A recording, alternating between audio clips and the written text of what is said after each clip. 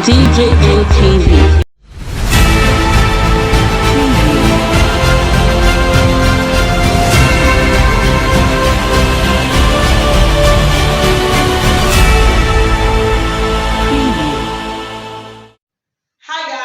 Welcome to DJ TV Daily News Update, your one-stop channel for everything news and gist happening in Nigeria and all over the world.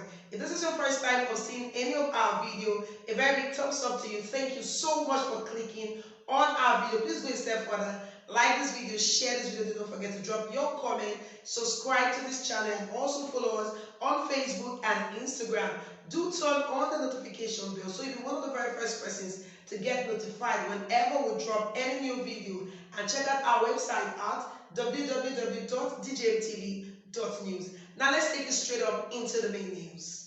Buhari talk say e no fit release Nnamdi Kanu because he go pay for his sins. Plus, Primate Ayodele don advise Osinbajo say make e no waste im money for presidential ambition. My people, na still DJMTV Daily News na im be dis. The President of the Federal Republic of Nigeria, Muhammadu Buhari, on Wednesday night don yarn say the detained leader of the indigenous people of Biafra, wey dem dey call IPOB, Mazi Nnamdi Kanu, go answer for his sin. President talk this one when he dey talk for one video wey we go soon play give una. He talk say he no go interfere for the judicial process of the case. He say Nnamdi Kanu fit sit down for abroad, dey cause katakata yamayama for inside Nigeria, make he come back to Nigeria, make he come answer for his sin. The president, when he answer some kind question on national issue, talk say he no go dare interfere with the judicial process. He say as Nnamdi Kanu fit dey abroad, dey cause problem, make e come Nigeria back, wey be country, come face the problem wey e already cause. And when they ask President Buhari say whether political solution not dey, the answer wey he give them be say we no go fit rule out possibility of political solution, but if he go behave himself all well and good. For the video we wan watch now, we see Buhari wey dey talk say we no go fit go oyibo country and you go dey send message wey not correct about economic and security problems against your own country, and you go dey think say you no go ever account for wetin you dey do. He say make he account for wetin he don do. Say na only one institution na I no go interfere with, and that na the judicial Kanu case problem with federal government. Make we watch the video, we go come back. There is one institution that I wouldn't dare interfere with, that is judiciary. Kanu's case is with the judiciary.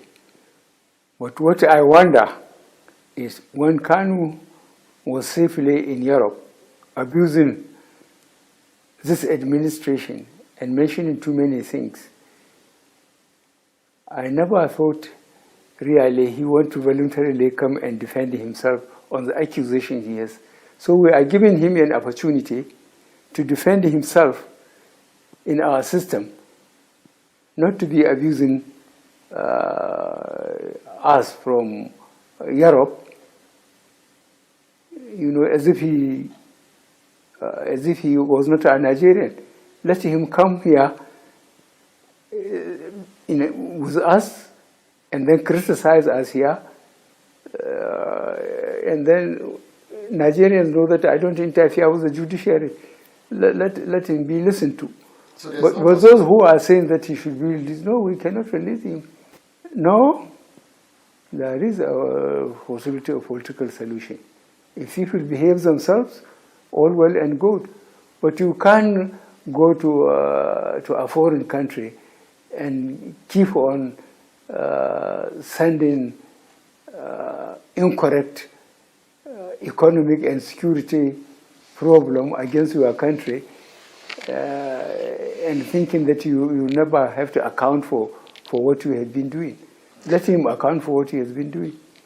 So now welcome back for that short video. If in case this is not the first time where you see any of our video or you'll be a returning subscriber, make you not forget to like this video, make you share this video, make you comment on this video, and also make you subscribe to all our channel wey dey for Facebook, wey dey for YouTube, and also wey dey for Instagram. Make we go right back into the main news.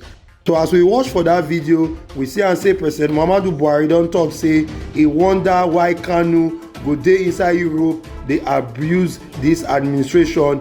They mention so many things wey be like say person no know say he go even come want go defend himself voluntarily for all the accusation wey don dey upon am, and so we dey give am the opportunity to defend himself for Nigerian system. Make he come back here with us, and then make he dey criticize us for inside Nigeria. Make he not dey abroad, make he not dey sit down for one place dey criticize the country. But people go dey talk say make he release am, make dem release am, but we no go release am because he must answer for a crime when he don commit. Na so Buhari talk am. This na still DJ MTV Daily News Update. Meanwhile, for other news, the leader of the INRI Evangelical Spiritual Church, Primate Ayodele Elijah, don come out come release one prophetic statement wey report say presidential ambition of Vice President Yemi Osinbajo. He don advise her say make he forget anything wey dem dey call presidency for inside Nigeria. The pastor still advise her say make he not put him money inside the ambition o, make he not put him money for inside any of the race because he go face crisis. Not only crisis, he go still face scandal and several documents wey dem go use against am, so make he keep him money. This one be say for one statement wey be like say the pastor media age release, the media wey dem dey call Oluwatosi, he say Ayodele wan say God no anoint am make he rule Nigeria. The pastor also note say this ambition so for presidency go cause Osinbajo make he get issue with President Muhammadu Buhari, and according to the pastor Ayodele, I wan dish out this little advice to you, Vice President Yemi Osinbajo. Make you not mismanage your money on presidential ambition because you go face several crises and lots of documents wey dem go use against you, so make you keep your money for where contain am. Pastor also talk say the Vice President Yemi Osinbajo never consult God, say make he not deceive himself with wetin Babangida talk o. Say Babangida talk say na him be the best president to rule Nigeria. He say God never anoint am to rule Nigeria. Say God don honour am already, and instead of to waste all the money wey God don take bless am, make he relax, make he go consult God very well for this moment. Osinbajo not be God's plan for you to rule Nigeria, the pastor don talk. Conclude am when he come talk say President Muhammadu Buhari no want am make he be president, and not be only President Muhammadu Buhari, some of the subordinates wey dey under am dem no still want make he be president, say dem go use am as scandal take finish am. So my people, this na still DJ MTV Daily News Update o. Una don hear the story wey we get for una today. See Primate wey be the leader of one church for inside Nigeria don advise Vice President Yemi Osinbajo say make he not waste him money to even become president for this country. Say one, say God never anoint am make he rule country like Nigeria. He say instead of her to waste the money wey God don take bless am, make he go back, make he go consult God about wetin God wants for am, not be to come dey waste the money for presidential ambition wey be like say even the president sef no want make Osinbajo be president for this country, and some other of e subordinates wey dey with am for inside APC say dem go use documents take finish am both left and right. So make e not just waste the money, make e not just bother himself to be president for inside this country. So my guys, wetin una think about wetin Ayodele just advise Vice President Yemi Osinbajo? Again, we hear from the horse's mouth when President Buhari talk say he no go fit release Nnamdi Kanu, say Nnamdi Kanu must pay for the sin wey he don commit against the administration and against Nigeria. According to Buhari, He say you no go fit dey abroad make you dey there dey rain insult on my administration, so you must account for the sin wey you don commit. Na so e talk am about Nnamdi Kanu case.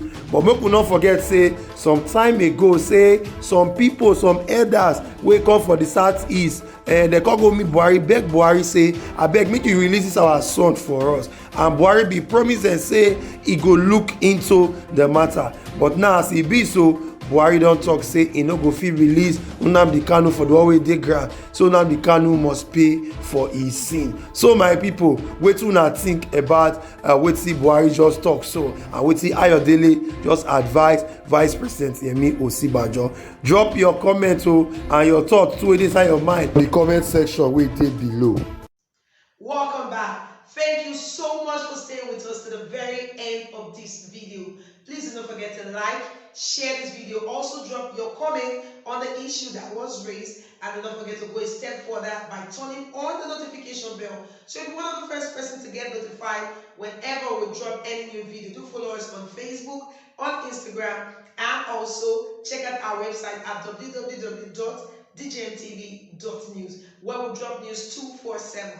Now do not forget, you can also place your advert here at DJMTV, and be rest assured that you will get good value for your money. Now until we come your way again with another exciting edition of DJMTV Daily News Update, do not forget that here at DJMTV we set the standard. Yeah.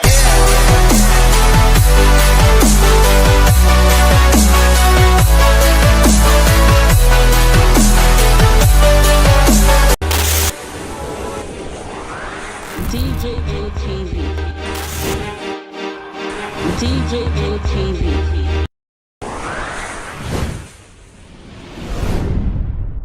People are people don't say no, they don't like us. Welcome to DJMTV.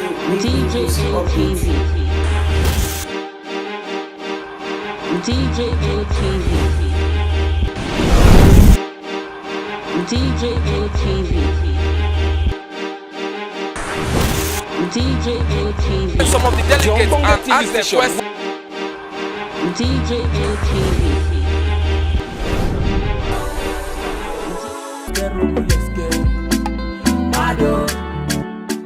DJMTV.